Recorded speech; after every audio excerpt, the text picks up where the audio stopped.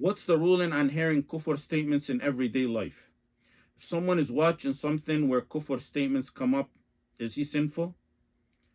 The person didn't go out of his way to listen to the kufr. It was unexpected within their everyday lives. This is from an inmate or inmates at a prison. There's a difference between sama' and istima'. Istima' is purposely listening to kufr or haram. Sama' is accidentally, unintentionally hearing kufr or haram. A person who unintentionally hears kufr or evil, sama', or any of the various types of sins, like lying or backbiting or slander or music, whether it's aspects of kufr or sins, if he hears it without intending to do so, it's not a sin.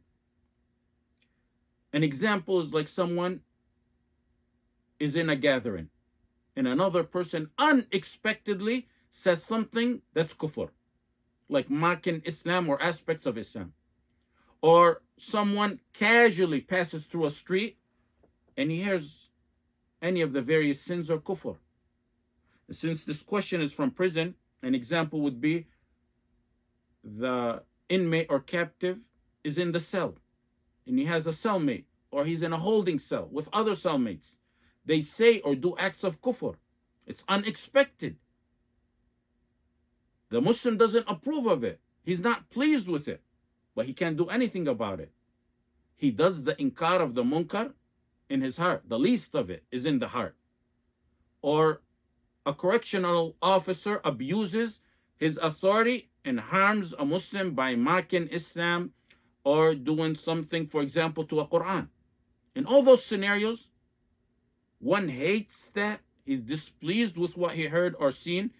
He doesn't purposely go to such gatherings, nor could he leave them. That person is not sinned by the ijma' of the ulama. Ibn Taymiyyah rahimahullah ta'ala said, pertaining to someone who willingly, without darura, goes to where there's munkar, he said, لا يجوز لأحد أن يحضر مجالس المنكر باختياره لغير ضرورة. It's not permissible for one to attend settings of munkar willingly without a darura. The least and weakest of iman is to change the munkar in the heart by hating that evil in munkar and feeling that it's wrong. And that entails that one should not be anywhere near where the mockery of Islam or statements of kufr that displeased Allah subhanahu wa ta'ala are uttered. It's a contradiction for one to claim to change the munkar in their heart and have the free will to leave or avoid such gatherings where statements of kufr or mockery of Islam are uttered, but remain in such settings. Some are not forced, nor under ikrah, nor have any shari'i excuse to be where Islam is mocked or where words of kufr are uttered. Yet at the same time, they'll say they changed the munkar in their heart and they'll remain in that setting. In reality, they're lying to themselves about their inkar of the munkar in the heart. And worse than that is one who willingly goes to such places knowing any of that will most likely take place.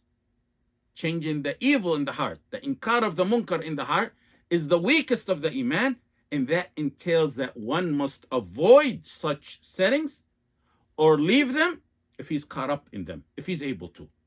One would never sit for a second nor go to any gatherings where his wife or parents or loved ones are being mocked or abused.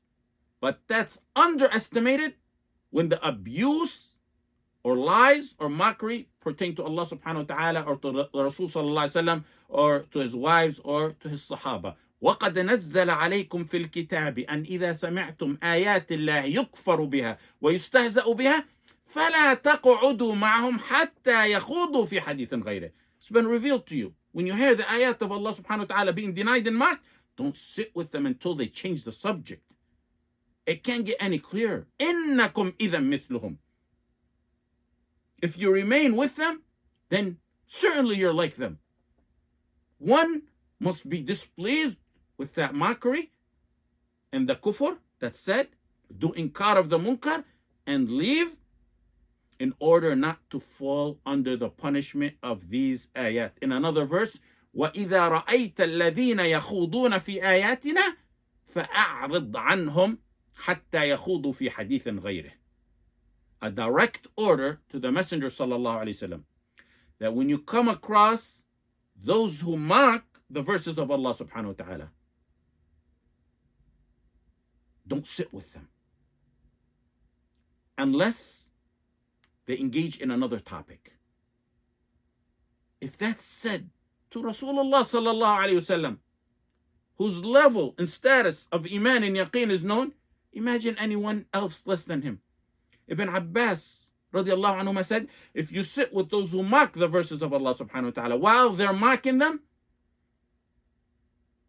meaning where kufr is mentioned, and you're pleased with it, then you are a kafir like them. Al-Qurtubi rahimahullah ta'ala said, it's necessary and essential to avoid and shun those who commit sins when that evil behavior appears from them. You have to avoid them when that evil behavior surfaces from them. Because whoever doesn't shun them and abandon them has approved their actions. And approving disbelief is disbelief. إِنَّكُمْ إِذًا مِثْلُهُمْ. The same ruling applies to comedy events that have kufr and mockery of Islam, or games that some play that contain kufr. That's aside from other munkarat that they may contain.